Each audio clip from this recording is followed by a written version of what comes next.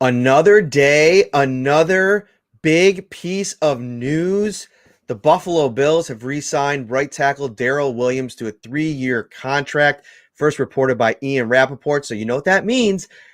Reaction podcast. This is the Shout Buffalo Bills football podcast. As always, I'm joined by Ryan Talbot. I am Matt Parrino, and we got another guy ready to come into the party here. So let's get him on. Mr. Jon Scott TV.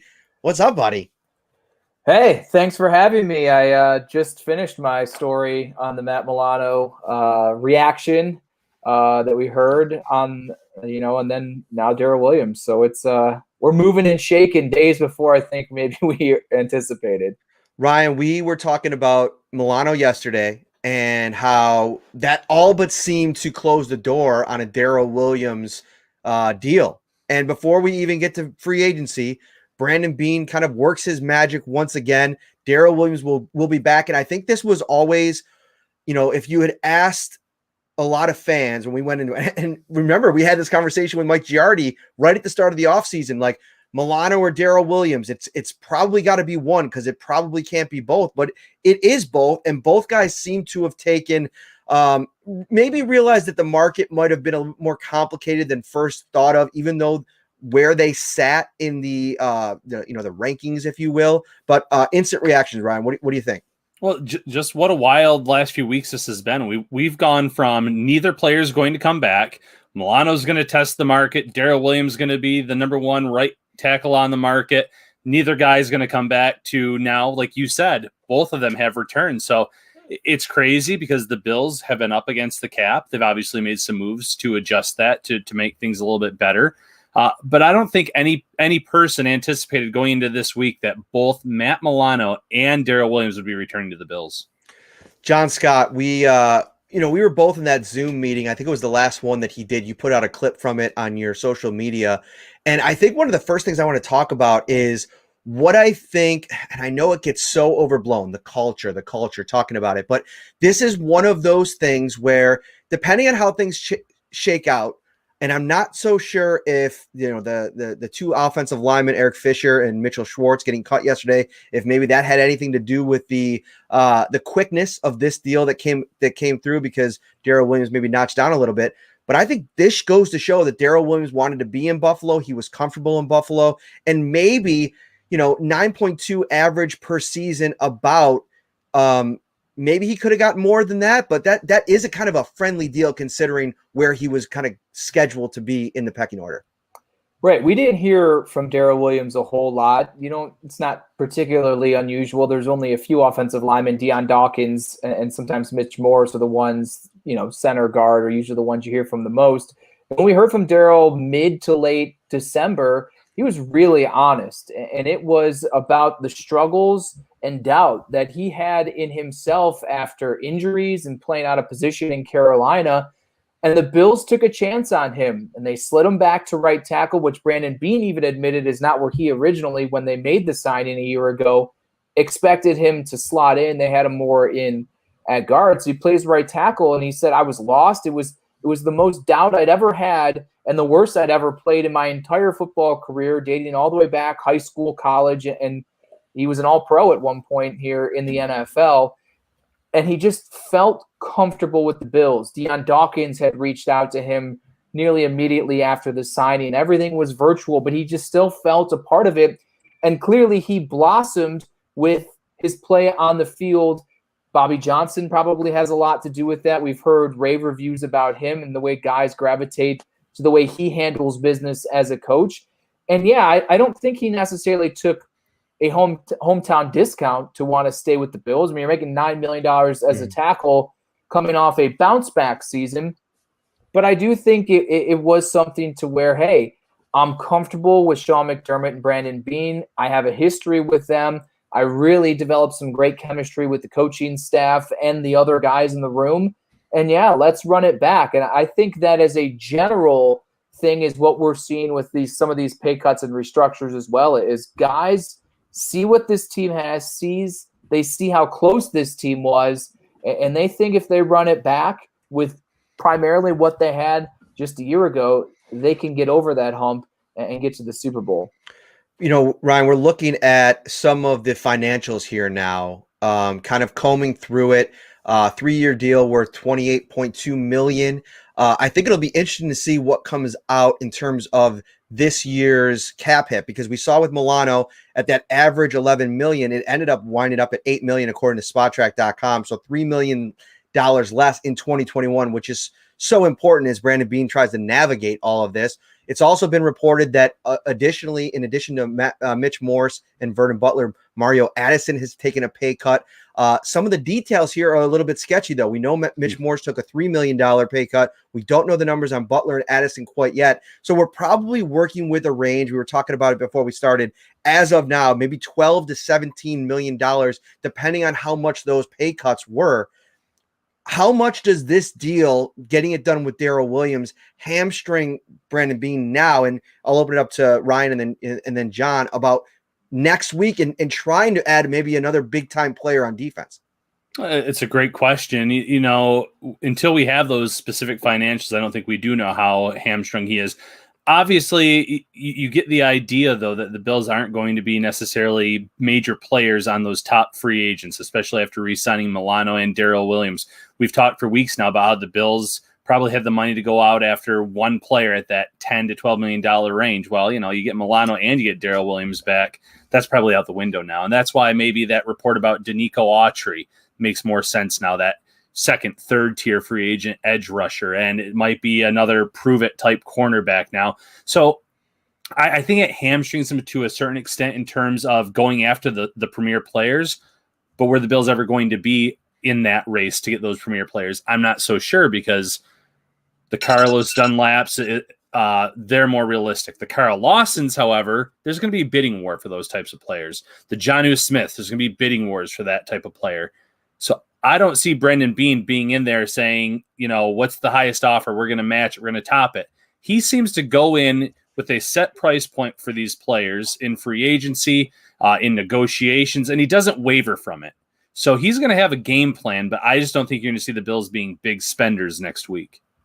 I think this also is an indication of their faith they have in AJ Epinesa, faith they have also in Daryl Johnson, maybe even Mike Love. Some of these guys that have been buried on the roster and haven't had the opportunities. And if you don't release a guy like Mario Addison and you just strictly restructure him, that's another guy in the rotation. So yes, they lost Trent Murphy, but he was inactive for most of the year. Now you're looking at Jerry Hughes, Mario Addison, AJ Epinesa, Daryl Johnson, Mike Love, Brian Cox Jr. maybe. I mean, you're looking at 5-6 guys right there. Does that mean they couldn't benefit from adding someone like Dunlap or Yannick Ngakoue or any of the plethora of really highly known and at least previously productive edge rushers? No, they could certainly use. You can never have enough pass rushers in this league, but maybe they didn't think that it was as necessary. Obviously, going for J.J. Watt, that's an exception here, and that's before they knew the cap numbers and things like that. So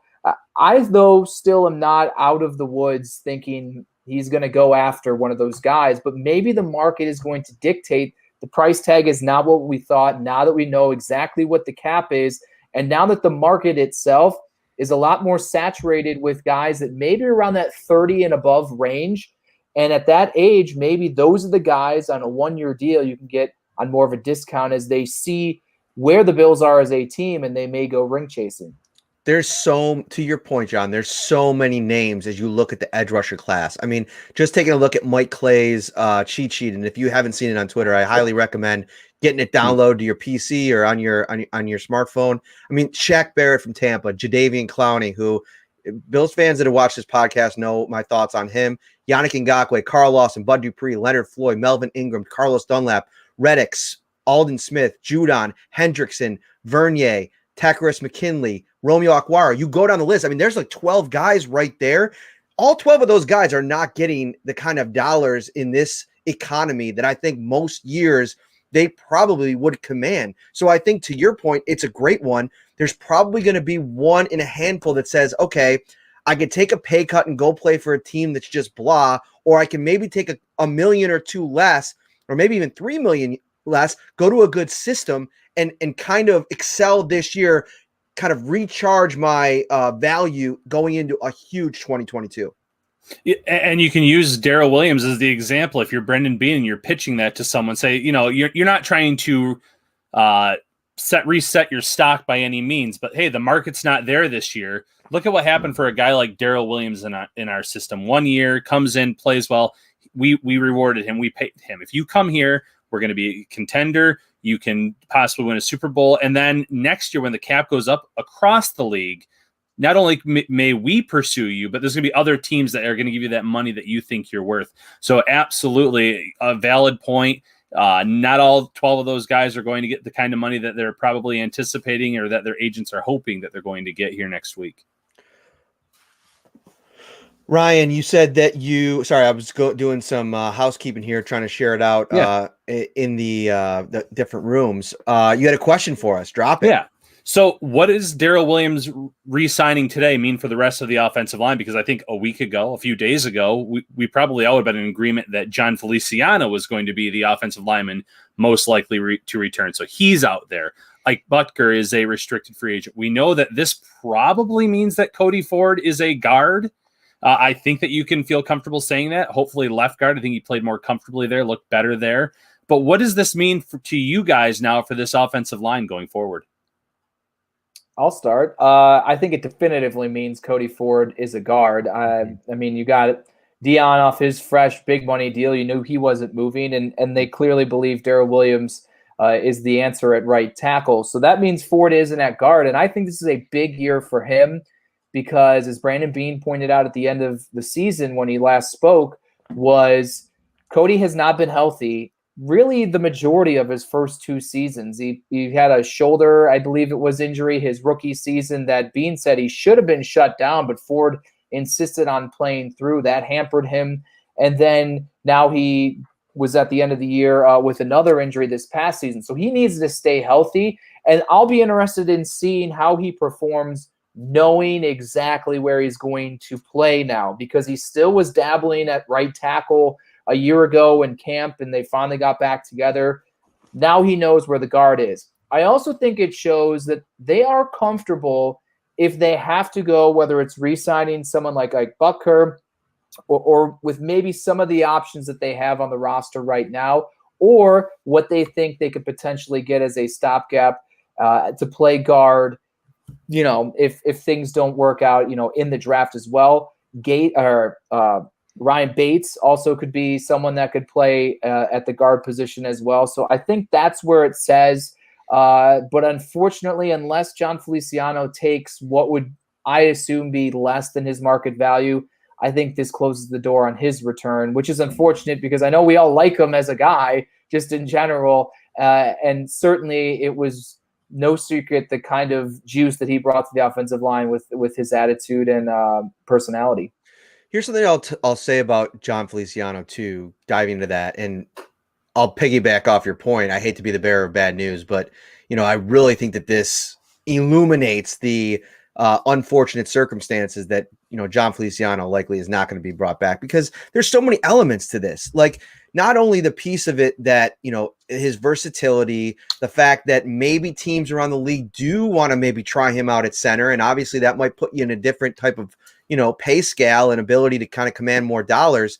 But one of the biggest concerns I have about not bringing back Jon Feliciano in the mix, and listen, Daryl Williams was super important about bringing him back, and he's well liked in that room. You even saw John on the eve of his own free agency tweet out that, listen, he deserved to get paid. I mean, he had a great year.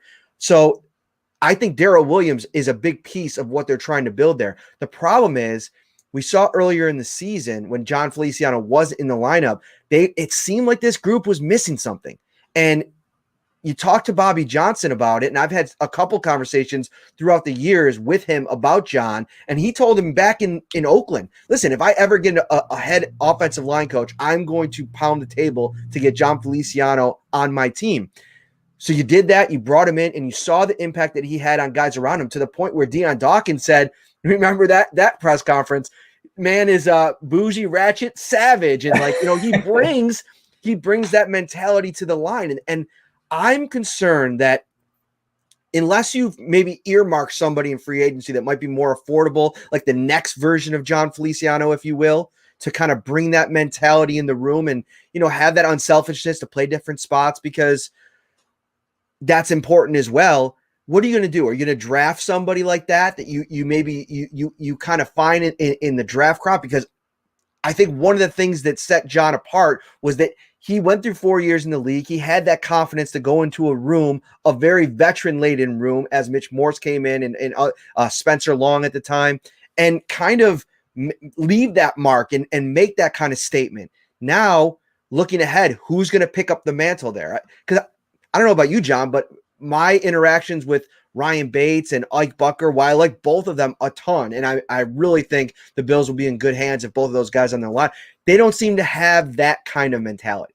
Well, not many do, and that's what I think makes Jon Feliciano as valuable as he is. The other thing that made him valuable was his ability to play center, and Mitch Morse restructuring or taking a pay cut also closed the door a step in regards to bringing Feliciano back as well. I agree in regards to having that nastiness. Previously, before Jon, it was Richie Incognito who brought that to the Bills' offensive line. So there is maybe an element to that, but also maybe things are evolving. Maybe it's a skill set. Maybe it's, all right, we think we need to get more athletic. We think we need to get younger, or we weren't as good as a run blocking team. So maybe there's a better fit for a lesser cost at the guard position to do that. Maybe it was more of a mix and match and not necessarily a personality issue as they evaluate some of the deficiencies that the line had, which they were very good at pass protection, but I'm in the camp that I don't put it all on Zach Moss and Devin Singletary as the reason why the Bills were completely inept at running the football the majority of the season. I think it was a collective effort, and I'm not pinning it by any means on Jon Feliciano, but maybe they view things and say, all right, with this combination of putting a healthy Cody Ford back in and with whatever type of player at the other guard position, maybe we could just be better all around and more versatile as an offensive front. Yeah, I think you both made really good points in terms of the mentality standpoint. I'm not saying that's why the defensive line took a step back this past season, but Jordan Phillips and Shaq Lawson both brought that edge to the defensive line last year. We, like you guys said, Jon Feliciano, before that, Richie Incognito, what could happen there? But to Jon's point, maybe it is, let's get younger. There's some really good center guard players in this year's draft. There's Quinn Meaners, there's Creed Humphrey, just two names that jump off the page right there that could be day two options if the Bills want that insurance in 2021 for Mitch Morse in case he goes out. You could pursue them and then say, this is our heir apparent at that position or at one of those positions. You can get better in that way, and you're paying someone on a rookie deal. The Bills have to get smart about this now, because now you're paying your two bookends, your two tackles, big money, even if it's short term, because as we saw with the Matt Milano deal, that 4-year deal could actually be a 2-year deal. This Daryl Williams deal could end up being a 1 or 2 year deal. We don't know the outs just yet. But for right now, they're paying a lot of money at 3 positions, including Morse, when you really think about it. So they have to be smart about that. So going young in the draft is certainly an option. Looking through the comments here, a lot of comments about that, but then we have some other options. Some people are wondering about Gabe Jackson. Do you think a free agent's in play? Someone that could come in, knows Bobby Johnson, maybe may not break the bank, although I think he's still a very good guard personally. And then I think somebody also mentioned Trey Turner, who was just released by the Chargers, his Carolina connections. You always kind of consider that as well. And I think, yeah, Jon, I like your thoughts on it, but I think any of that's still in play. I think it comes down to dollars and cents. I mean, if Jon thinks that he can get a certain number on the market, and that's what ends up hampering a potential deal, well, then that's going to kind of be the bar, and you're going to have to get guys under that bar if you're going to even be able to negotiate. Because I think, listen, I think that there's still work that can be done. I mean, Tyler Matakevich can add some dollars. Lee Smith, when he's finally released, if that's the case, that can add some dollars. I still think there's restructure possibilities. We're talking to Mike Ginnetti, and he's not a big fan of the Jerry Hughes restructure, but I think if you still think he might have 2 years of really good football left, and you can just push that into 2 years from now, next year and the year after, and make that 2023 the year that you can get out of, I think it makes some sense. And I still think there's money if you want to redo Stephon Diggs' deal, who obviously I think is underpaid and probably needs a raise moving forward in the future anyway. And I'm going to throw even Cole Beasley into the mix, extend him, move his salary cap around. You're talking about an all-pro slot receiver, someone that has been a safety valve for Josh Allen, has played a big role in his development in year 2 and year 3. So there are definitely options out there for the Bills where you can restructure, you can extend, you can move money around. And obviously, if anyone, can do it, it's Brandon Beane. He has been great with the cap since day one. He came in, he looked at what the previous regime did and said, we have to pretty much blow this thing up to get back to square one. So I do think that that's in play. What do you think, John? I think this is what makes this particular offseason likely unlikely anything we've seen before in the NFL. When I talked to Michael Giannetti of Spot Track, he kind of likened it to maybe what we've seen out of the NBA, where some of these guys like a Carmelo or now Blake Griffin or things like that, they're going to teams as a contender and saying, I'm not going to take the money. I want to go to a contender. Also, I think with the cap where it is now, you may see certain positions get paid, the premium ones, whether it's wide receiver, whether it's edge rusher, some of these premium positions. Guard is not a premium position. It's not usually a position you see a lot of money sunk into. So maybe with the way teams view how they have to budget their money, the guard position could be one where the dollars and cents really fall, and some of these names that are being thrown out, and maybe even John Feliciano, they say, all right, I cannot get $8 million. I can't get 10. I can't get 7. I can get 3 for 1 year. Cap shoots all the way back up. I perform. I'm still maybe 30 or something or younger. That's when next year I can get 8 to 10 if I perform once again. That may be how this shakes out. It also may be how we see maybe free agency is a little more elongated as opposed to this complete tidal wave on Wednesday. Maybe you see the market take a little longer, a week to 10 days. So not only players, but teams kind of feel their way through how the money is going to go, how other teams are operating, and how they're prioritizing spending their money. Yeah, absolutely.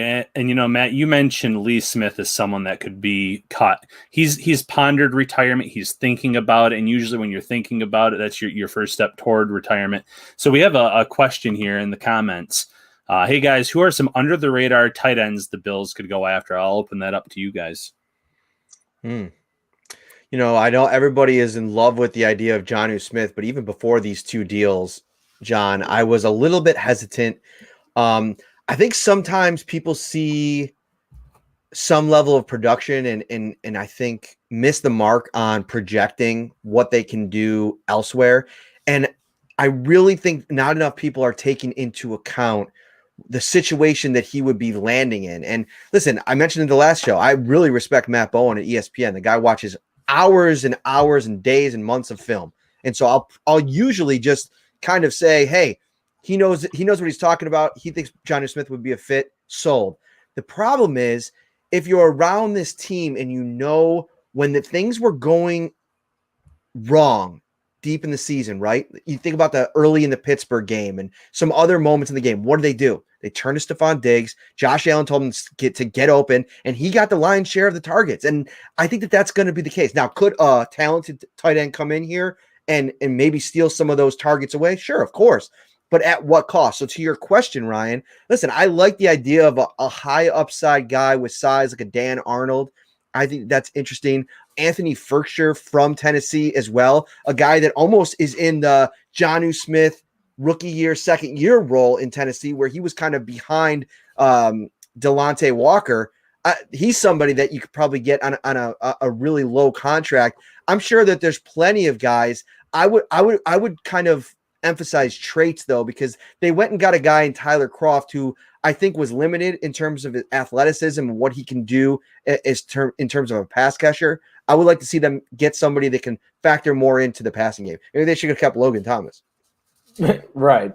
To me, listen, I know it was a hot button comment when Brandon Beane says, listen, I didn't think that any team was scared of our tight ends. Okay, but also let's look at your offense as a whole here. I mean, the passing game, it did put fear with about 4 to 5 wide receivers that could do things. And yes, when you look at a roster and you evaluate it, you want everything to be the best, right? And especially when you're coming off the heels of Travis Kelce cooking you in the AFC Championship game. But there's only one Travis Kelce. He's arguably the best tight end in the league right now. The way things are going, he's probably a Hall of Famer, maybe a first ballot. You're just not going to get a Travis Kelce here. And again, when you look at the pie here, how much do you want to cut out a slice for the tight end position, and how really important is it for there? It's a similar argument to saying running back here. I mean, in my opinion, if I look at the Bills roster again, I'm going to go back to, I think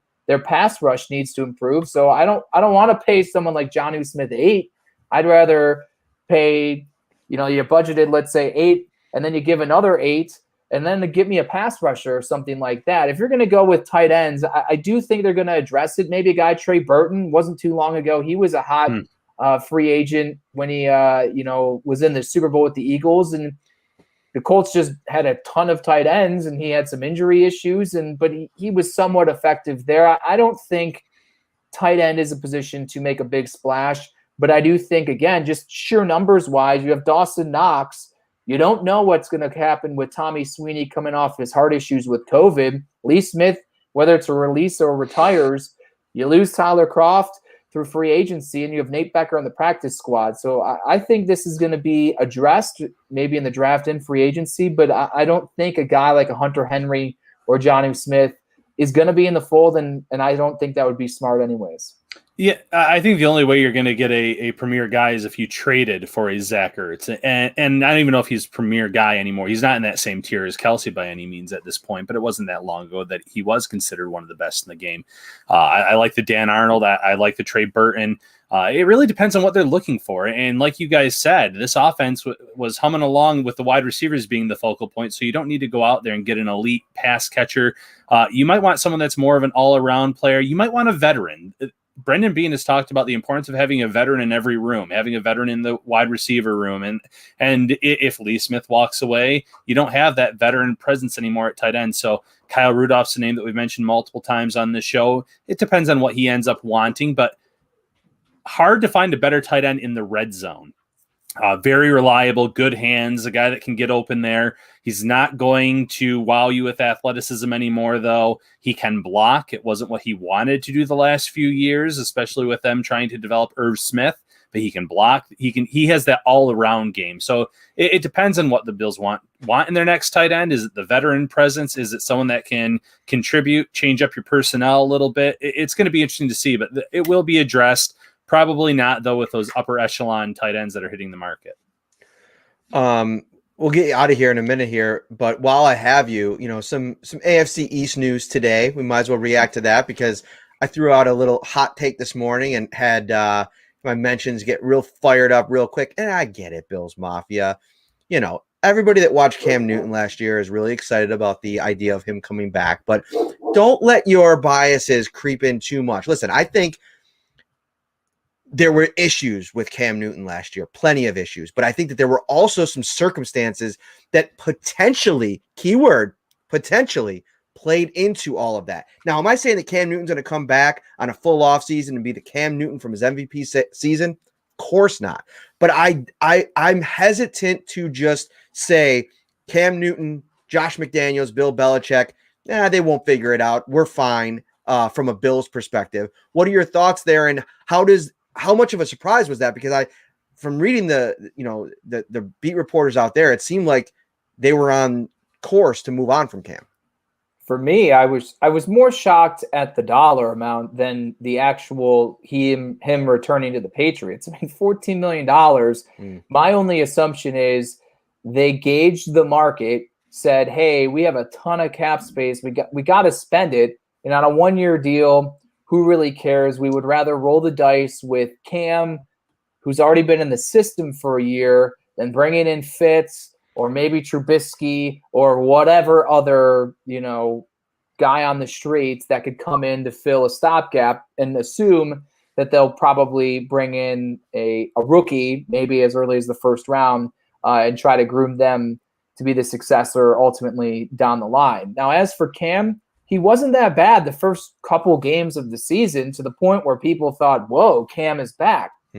Then COVID hit, and he just was not the same guy. And let's be real, who on the Patriots offense with skill player wise is he really throwing the ball to? It's an excuse we used for Josh Allen in 2018. I don't think it's completely unfair to use that for Cam Newton in 2020. Do I think Cam is great? No. I personally, I'm not that big of a fan. I respect what he's accomplished in the league. I don't think he's a huge difference maker, but he wasn't the trash that everyone seems to think that he was.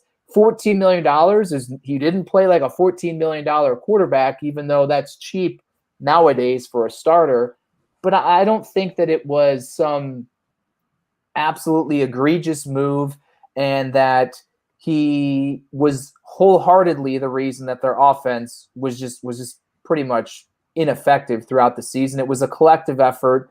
Do I think this vaults the Patriots into contention in the division? No, I don't think so at all. I think it may be a best case scenario for the Bills in regards to how they're going to resolve the quarterback situation short term in New England.